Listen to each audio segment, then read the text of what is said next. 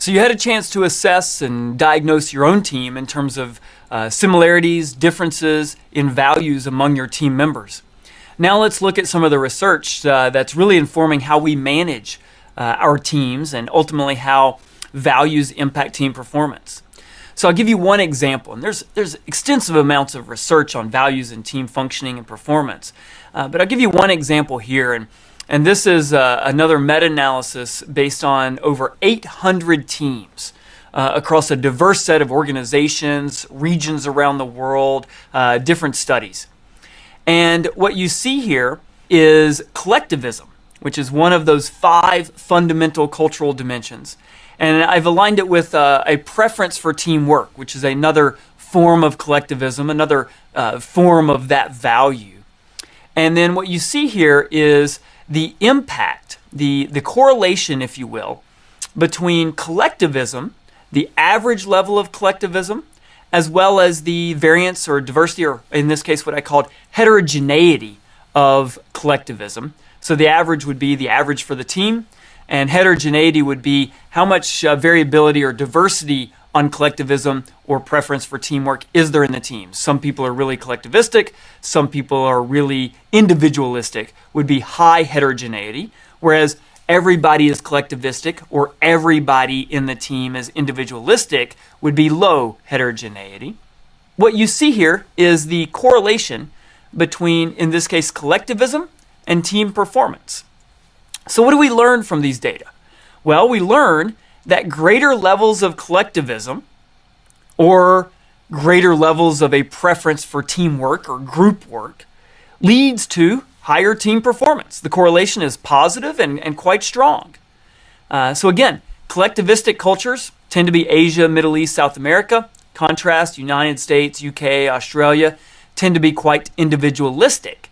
Now, important to recognize, no matter where you are in the world, even if you're in the United States or you're in Asia, India, Middle East, where there's a dominant tendency, and you can learn your dominant tendency, there is global data that you can access via the websites listed here, where we've, collectively speaking, done research on national cultures across many different countries around the world to understand what are the dominant tendencies or themes, in this case on collectivism, around the world.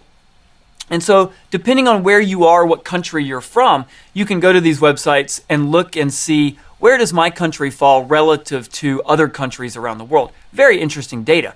But important to remember is that within any country, United States, the UK, China, Japan, Korea, doesn't matter. Within any country, there is an extreme level of variability on each of these dimensions.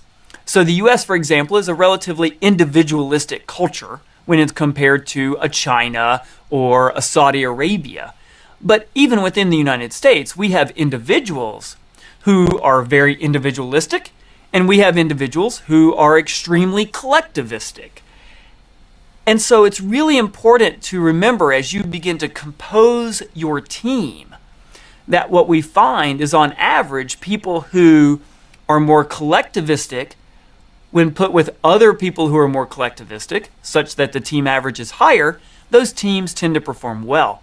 But you as a leader, as a manager, you can also cultivate this collectivism. You can cultivate this preference for teamwork by ensuring that you have goals that are aligned with team performance. You can cultivate this collectivism by creating shared goals, a shared vision for what we can accomplish together. So again, people will come to you with their own values, their own individual preferences. You as a leader need to assess what those preferences are, understand where your team falls, in this case, for example, on collectivism and individualism, understand what you're working with, do the diagnosis, but then also understand that if you can increase the commitment to a collectivistic way of working in that team, collectivism, you can actually increase your team's performance. Very important to remember. Now, also important to remember is that a lot of this is also about cultural fit. Beginning in about 2001, 2002, I started studying a concept called person, organization, person-team fit.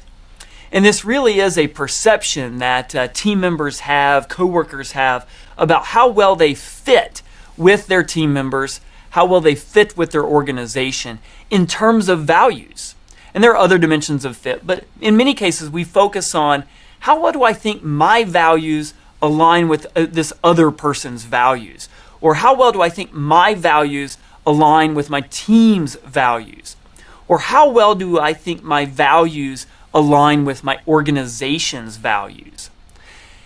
Here what I'm reporting is a study by Amy Christoph Brown at the University of Iowa, where she and her colleagues looked at person-team fit. So how well do I as an individual team member feel that I fit with my team? And you can see different narratives or statements that people would make depending on whether they perceive low, moderate, or high fit.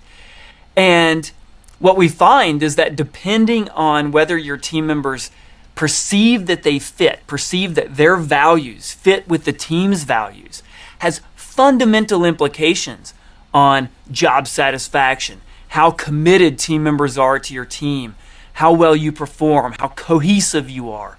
And so ultimately, what you want to do is drive perceptions of fit. The more you can get team members to perceive, to feel, to believe that they are aligned in terms of their values with the values of their other team members, the value of their boss, the value of the team as a whole, even the value of the organization, can drive really positive benefits and outcomes for your organization and for your team specifically. So here's an example of data to back that up. So this is another study that was done again by Amy Christoph Brown and her colleagues, where they looked at the correlation between perceived fit with my team or my group, perceived fit with my supervisor, and perceived fit with my organization overall. And the correlation between that perceived fit and outcomes, such as, in this case, job satisfaction, organizational commitment, intent to quit, that's whether or not I plan on staying or leaving the organization, group cohesion, and ultimately my performance as an individual employee or as an individual team member in your group. And what you see here is that the higher the level of perceived fit, on average, fit with the group, you get higher satisfaction, higher commitment, higher cohesion, higher performance, and less likely to leave the organization, less likely to quit. Similar set of effects for if I perceive that my values align with those of my supervisor. Higher job satisfaction. The effect on commitment is a little bit less, but also I perform better. Similarly, if I perceive that my values align with those of the organization, I'm more satisfied with my job, I'm more committed to that organization because my values are aligned with that organization, I'm less likely to leave, and a little positive effect on performance. But again, when you look across these data, perceived fit has an enormous impact on positive outcomes, satisfaction, commitment, cohesion, performance. So you as a manager, what you want to be thinking about is how do I take these data, okay? How do I take these data and use those to cultivate perceptions of fit within the team? So what you want to do is seek diversity on task-related attributes. You need that task-related diversity. We've already established that previously. That task-related diversity helps you be more creative, helps you perform better as a team. But then, in parallel to that, you have to be able to cultivate this perception of fit on values and goals.